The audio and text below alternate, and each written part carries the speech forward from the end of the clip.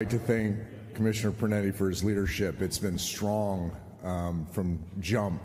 Our conversations have been awesome, and watching him with the coaches last night control the room and really stimulate incredible conversation as we look forward has been awesome to see. So thank you, Commissioner.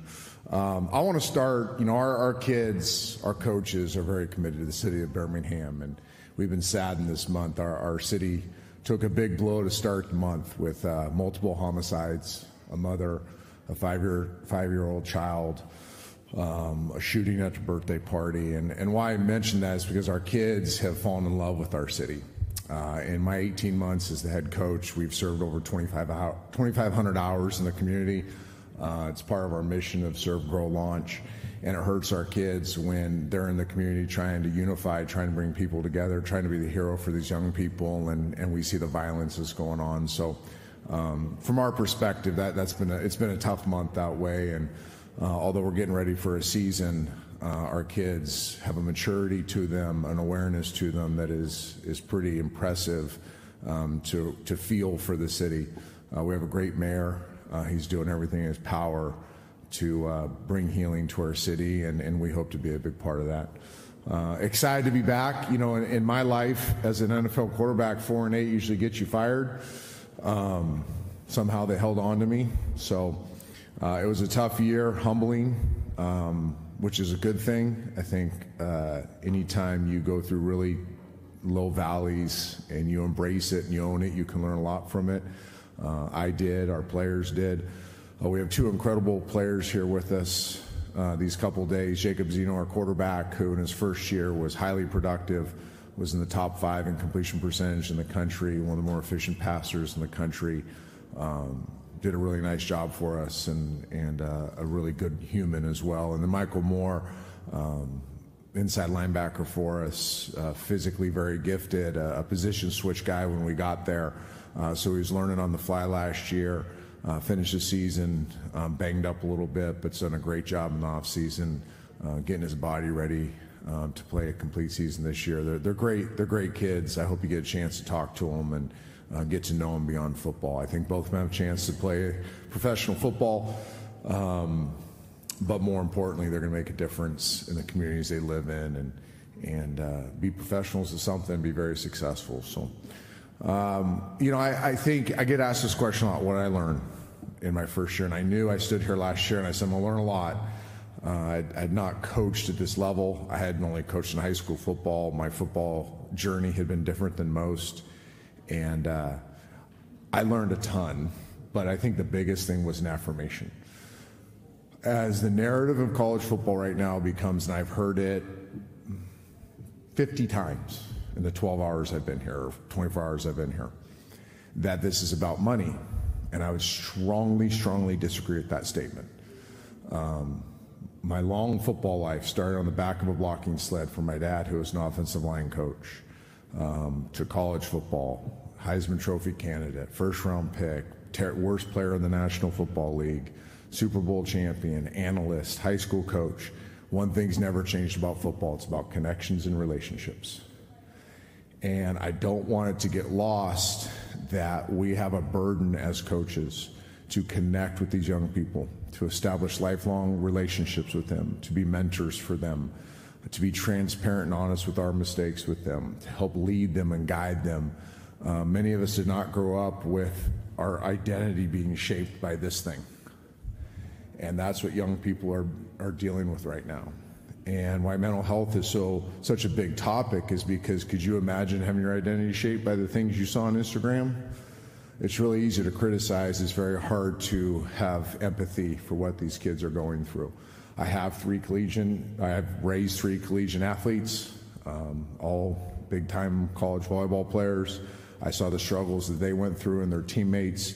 And when I went into this, I made sure that although some may say they like to win more and hate to lose more. That's all horse crap. It can't override what we're doing, the burden, the responsibility we have with these kids. And we take it incredibly serious as a staff. The entire building wakes up every single morning with on their boards in handwriting by me, relentless engagement. We're going to relentlessly engage with these young people. We're going to try to pull out every bit of talent on the football field, but we're also going to try to help them reach their potential off the field, and I will never change that. So please, as we have these discussions about money, which is very real, and I applaud what's going on, I agree with Commissioner Pernetti that it's exciting that the student athletes have a chance to benefit more from the product they put on the field. It's second to the relationships that we're establishing with them and the opportunity we have to help shape and mold their lives. So with that, I will take some questions.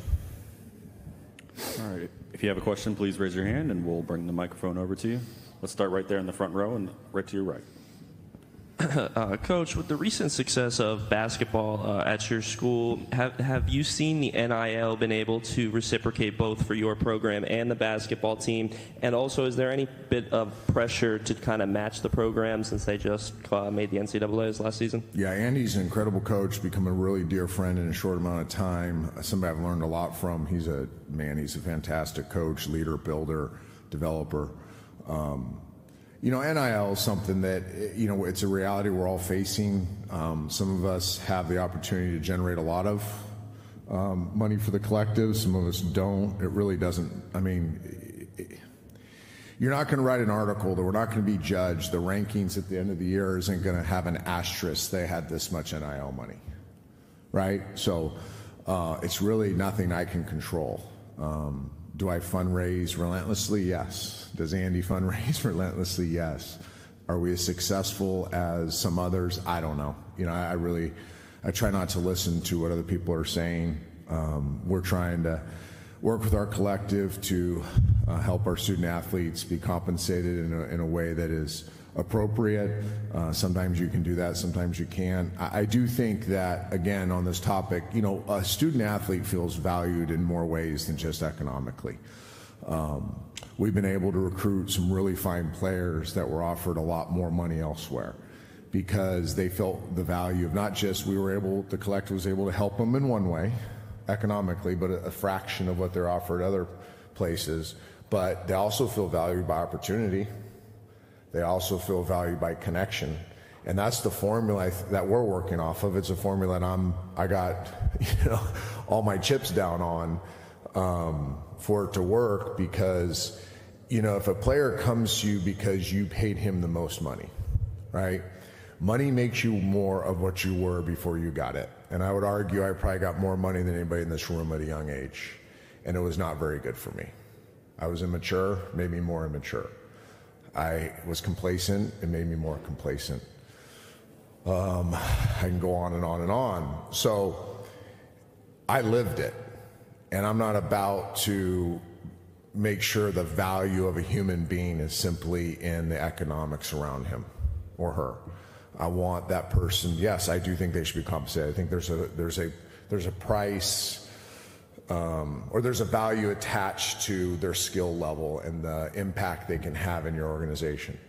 But I only want that to be a third of it. There's an opportunity to compete, maybe play sooner, maybe highlighted. I mean, our offense is better than most. If you're an offensive player, you're probably going to want to come play for us. Our defense stunk. You know, it's going to be hard to get defensive players if you go off last year. But there's opportunity there too. If you're a young defensive player, you're a player in the portal on defense and you see a defense that stunk, you're like, well, I don't stink. I can come help build something there. Okay, so there's opportunity. And then when you walk in our building and, you know, the connection we make, we don't recruit, we connect. We get to know everything about the young person, his family. We do a very strong vetting on the type of player we're recruiting, and we want to make sure they're relational as well. I ask every parent of every recruit the permission to co-parent with them because I think that's a role that I have to take on. I've raised 3, I've lost 1. I have a lot of empathy again towards parents and the challenges there, especially I remember when I dropped my oldest off at Notre Dame to play volleyball, I had to pull over on the side of the road. I was getting ready to hit that highway to drive back to Chicago, to take a flight out of Chicago, and I couldn't drive. You know, I was crying so much. I was devastated. This is my baby. Well, every one of these kids that comes plays for me, that's their baby. And it's my responsibility to co-parent with them. So, again, I'm not turning a blind eye that economics is a big driver of some of this stuff, but it can't be for us, and I don't want to build this program on making kids more what they were before they got it, knowing what I went through. All right, next question will be to the far right. Coach Trey Smith, College Underdogs. You got Arkansas early in the season. Last year you had Georgia early in the season. UAB has not shied away from scheduling SEC opponents. And in fact, last year, I know this probably means nothing to you as a coach, but y'all played the #1 team better than some of their own conference opponents. What is your philosophy with that playoff access and that playoff spot being on the line as far as scheduling goes? You know, the team that got in a year ago did not have any games of that caliber. You as a head coach, is it important to continue having games like that on the schedule, you know, at the highest level of competition, or would you rather have one that's similar to the team last year that might be more feasible to getting wins, to getting in that spot? So a lot to unpack there. I'll start with, I have nothing to do with our schedule. I'm the newbie. I did in the interview process ask Mark Ingram, our AD, you know, what was his philosophy, and he agreed with SEC opponents. Obviously, it's a good payday for the school, which we need. So I agree with that. I would like to play an SEC opponent every year.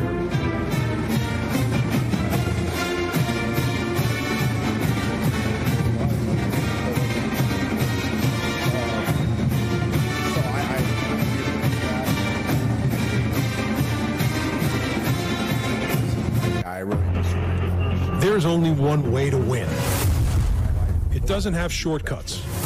There are no snooze buttons, no excuses, and no days off.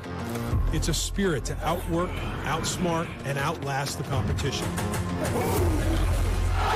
It demands boldness, grit, and guts. It produces courage and resilience. But the fact that you chose to climb Everest says something. So when you get to the top, there's more satisfaction there. I remember when I was a high school coach, when I took that job, that team was in the dust, you know, and they were scared to, you know, play their sisters. And I immediately went around and started calling all the best programs in the state of Tennessee and outside the state of Tennessee, and they thought I was crazy. And I said, well, no, we need to be hardened by this, you know, and if we end up being as good as I think we're going to be, we'll beat them. You know, we'll find a way to beat them. It may not be year one, may not be year two, but eventually we'll beat them. And we played the dominant program in Middle Tennessee my second year in a lightning storm and played them pretty well, lost the game, but it's amazing what happened after that game. You know, I want to say we lost one game in 3 years after that. So I do think you should play great opponents. I don't think you should be scared of them. I do think it's a flaw that you don't get weighted by the CFP for a quality loss. You know, I think SMU was at Oklahoma last year. You know, they played their tails off. We watched that game and was like, man, you would argue SMU was the better team that day. That should have been rewarded, in my opinion. But we'll continue to not shy away from anybody. I've told Golish we'll play USF in the Walmart parking lot if he wants a doubleheader. You know, I just think that's the way we're wired. Again, I get a little on my high horse when people avoid competition. You know, when you've lived my life, you chase it. You chase hard things. You chase challenges. You face the lion face to face. You don't run away from the lion. So that's the approach of our program, and I think the conference has that approach too, which I'm really proud of. We'll do one last one on the right there. You notice I do these long answers, so it's a media trick I learned a long time ago. So you have to answer less questions. Long answers equal less questions. Hey, Coach. You talked about struggles on the defensive side of the ball. I'm right here, sorry. I can't see it. Yeah, there you go. You talked about struggles on the defensive side of the ball and moving Michael Moore from the edge to the inside linebacker position. How do you expect his role to evolve on the defense this year? He's an NFL athlete, so his length, his athleticism, ability to bend, versatility to play inside against the run, to move on the edge, to cover, to extend versus these open sets is invaluable. You have to have this type of player to play any type of good defense. I know when we play teams and we can extend your stiff player into space, or a shorter player, a player that lacks length, that we have a massive advantage there. But I think more important is what we've done around them. You know, we signed 21 players out of the portal. I think 14 of those are on defense. I expect all 14 to contribute. I mean, there's a possibility we'll have 9 new defensive starters this year. We lost one. We lost a very, very good player to UCF, but was able to replace him with an equally good player, I believe. So, you know, if you look at my track record in football and winning, I was never I wasn't the reason we won. I was a supporting actor to a great defense, and I am mindset on building a very good defense. It may not happen this year. You know, we may be a product in the works this year, but we have been steadfast on looking at our defense very critically, owning how terrible we were last year and going to work to fix it. It was the first thing we talked about when the season was over. It's been countless sleepless nights trying to rebuild it, and we feel like we've done a good job putting ourselves in position to where we can put really good defense out there. All right, thank you so much.